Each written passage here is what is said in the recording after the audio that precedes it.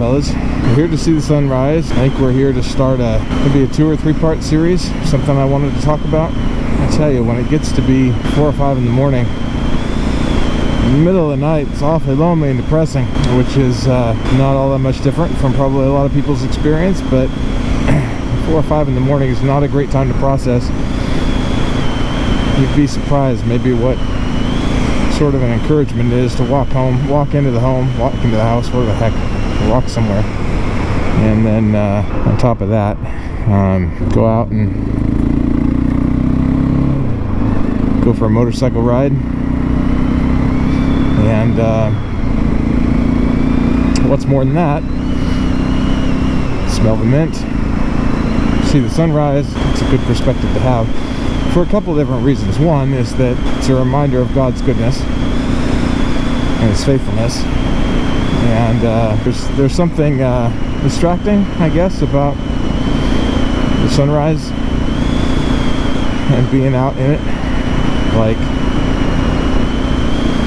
it's just a little bit more difficult to dwell on the negativity, but I will say that perhaps it's a more positive time to dwell on something a little more positive. So here are my thoughts. I was watching a video on the way home. It brought about some interesting and probably important things to remember. And the point of the video, broadly speaking, was with the way things are going now, there's the potential and probability of things getting worse. And I don't think that's a bad line of thought. I mean, you prepare for the worst, right? You hope for the best, you prepare for the worst. And thinking about how worse isn't that far away at any given moment isn't the worst thing, right? Because usually when you think, well, there's something bad that could happen, you've got no peace to go along with it. But what if you consider the idea or the possibility that something bad could happen at any given moment, but you maintained, there was a platform that rose up beneath you of peace. So in spite of the adversity that was ahead of you, you had peace. That if you could go into your hard situations, or our hard situations, the ones that we're all gonna have to face either together or in our individual lives, what if you could go into those with peace? What would that be like? And that's what I was thinking. I was thinking this morning about the idea of peace. And because if we're supposed to brace ourselves because things could get worse, how do you hold the line? I don't mean just how do you stay positive. I mean, how do you look at things realistically and keep a good attitude? How do you lean into God when the world's falling down around you? Can you take it when somebody says it's only going to get worse? How do you roll with that punch? Do you just look at them and say, no, it's not going to get worse? Or do you say, well, it could, but then you just try not to think about it? Or can you take a moment, or maybe a few moments, and dwell on that possibility and really come face to face with it?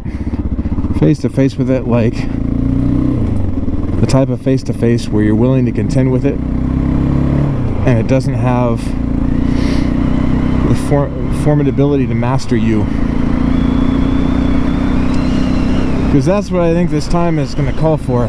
We're stepping into a season where, you know, it really doesn't matter if it's the virus, and it doesn't matter if it's protests or riots or looting or this reform or that reform. We're going to be faced with things that challenge us in this season. And there's going to be more of it. There's going to be more of it. So let's talk about how you contend with it. What do you do to put one foot before the other and to walk out into the battlefield and face it? That was the question that I had this morning that I felt compelled to try and answer. I spent quite a lot of time this morning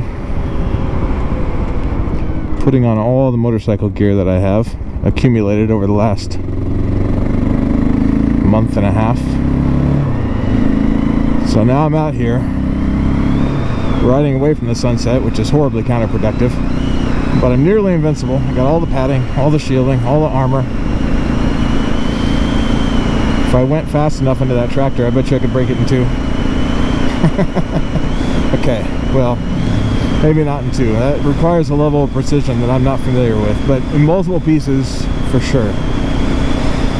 Anyways, there was a thought that stuck out to me this morning when I was thinking through it, because I felt like this question required some type of answer. How do you brace yourself? And I was thinking about that, and a few things came to mind. One is, make sure that you're not asleep. There are so many things right now in our day and age, in our culture, that have pushed back against the values that we had. And I say had because while we might still have them, we put them on the shelf.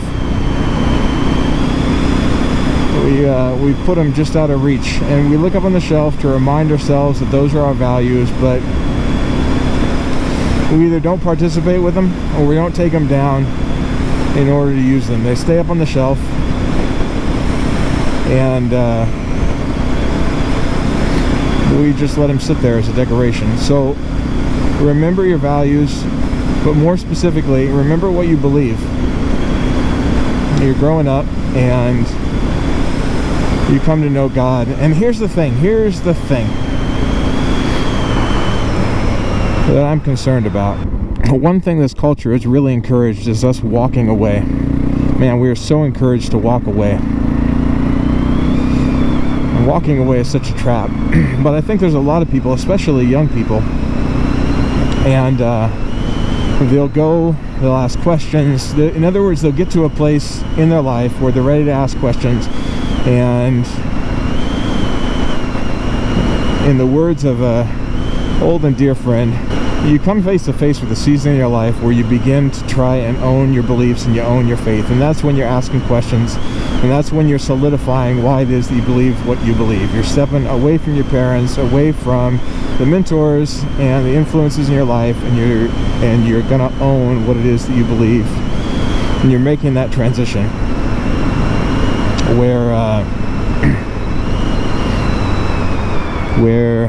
so back to that whole words of an old friend,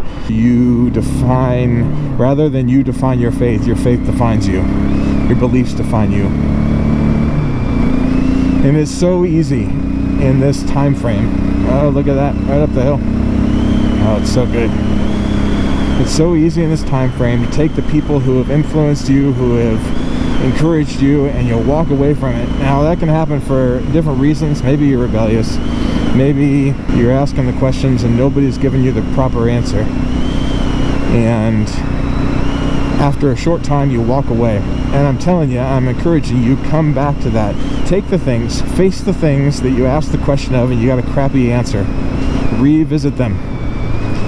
Find a better answer. Don't think for a second that the people who influenced you and encouraged you did so just by happenstance. They happened to be in the right place at the right time. I assure you that wasn't the case.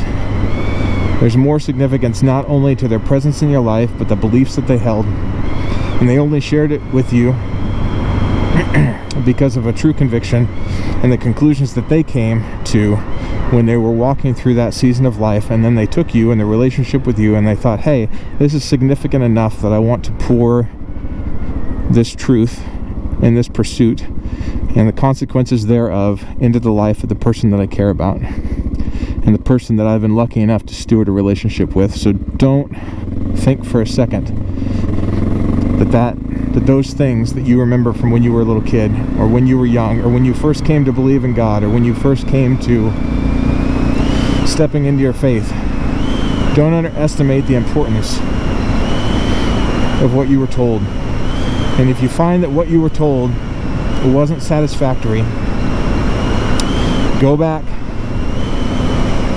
Either go back to the person that told you it in the first place, or go back to the congregation that told it to you in the first place, and then act in a way that is patient and in a way that's persevering.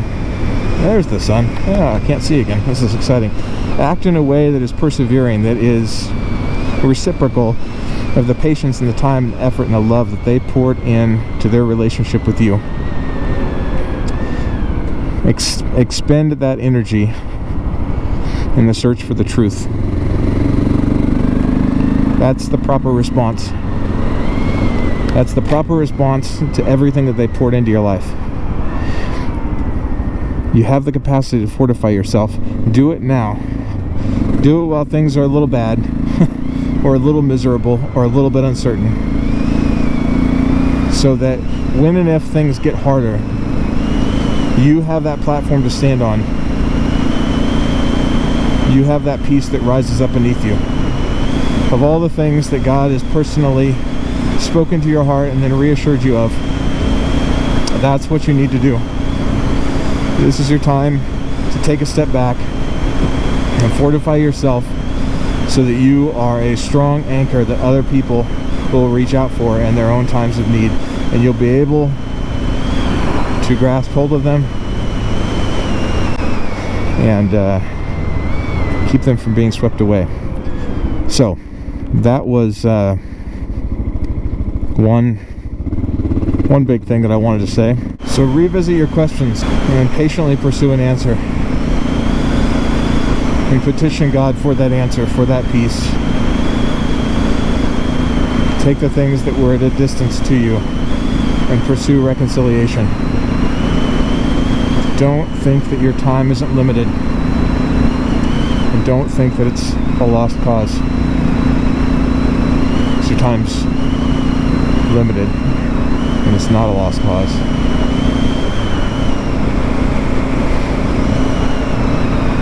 But if you're hearing this, then consider it that God's given you a mercy, a chunk of time to go and resolve the good things that He spoke to you when He was drawing you close to Him. This is the right time for that. There isn't a better time for it. There's never going to be a better time for it. You know, I think there's more to say on that topic, and that's why I was thinking about doing like a 2 or 3 part series. That was the first thing that I wanted to say about it. The first significant thing that came to my mind, which really can be boiled down to addressing loose ends. The other thing that's worth talking about, future video, is choosing what hill you die on. That's a worthwhile thing to talk about, and the importance of, well, the priority of stewarding your very personal relationship with God. Keyword being personal, rather than getting caught up in the abstract. I like the abstraction of your relationship with God. That's a topic worth talking about. We're going to come back to it. Don't you worry. But we're going to go to the lake first. Drive right past it, and then we're going to go home. Well, we're going to go to the post office, and then the grocery store, and then home, and then to bed, and then several days later we will in fact return to it. Another thing to talk about would be, what do you do when you're not busy trying to reconcile loose ends? That indeed is a worthwhile thing to talk about. There's a practical day-to-day pursuit, like pursuit as in it's worth talking about. So that'll be a third video. You guys can look forward to that. Well, you might not look forward to it. You might be thoroughly annoyed, wonder why in the world I made such a long video. On the bright side, by the time I get to that third video, I might have a new audio recorder and everything just be way better. You know what else I did today?